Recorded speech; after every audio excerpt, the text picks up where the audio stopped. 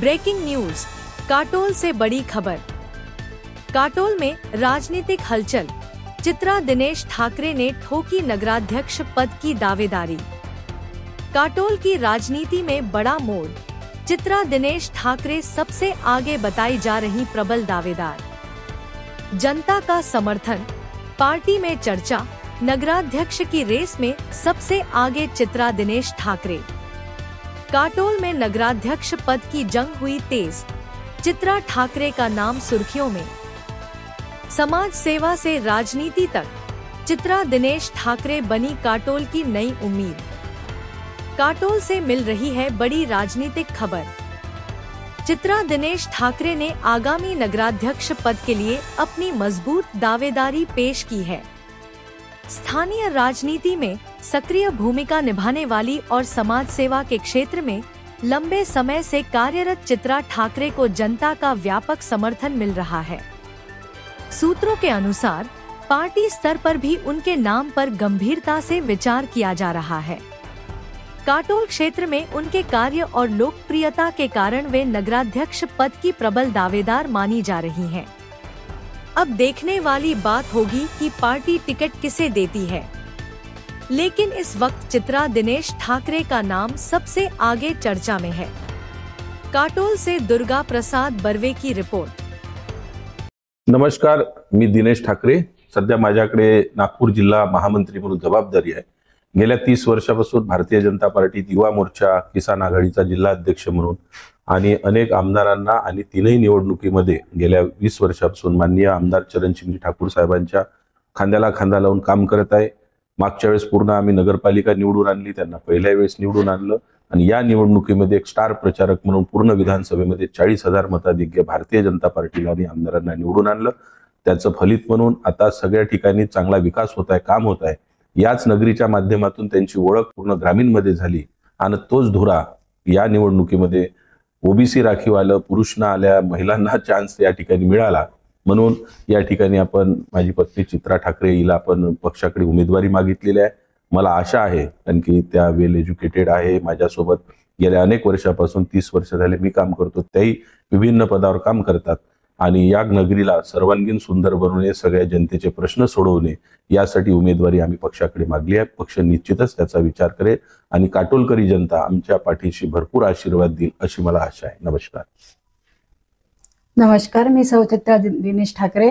माझं शिक्षण मी MA BEd झालेली आहे, त्याचबरोबर उत्तम गृहिणी आहे आणि लोकमत सखी मंच काटोल शाखा याची मी सहसंयोजिका आहे आणि 10 वर्ष झाले आम्ही हा ग्रुप चालवतोय। किमान 1000 ते 1500 स्त्रिया आमच्या ग्रुपमध्ये आहेत आणि त्यांच्यासाठी आम्ही वेगवेगळे कार्यक्रम घेतो आहे।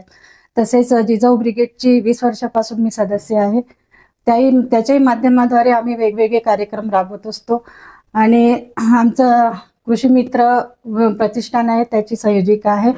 त्या एकतर मी शेतकऱ्याची मुलगी आहे, त्यामुळे शेतकऱ्याविषयी कळवळा आहे आणि माझी पती दिनेश ठाकरे यांनाही शेतकऱ्याविषयी खूप कळवळा आणि त्यांच्या कामात मी नेहमी त्यांना मदत करत असते।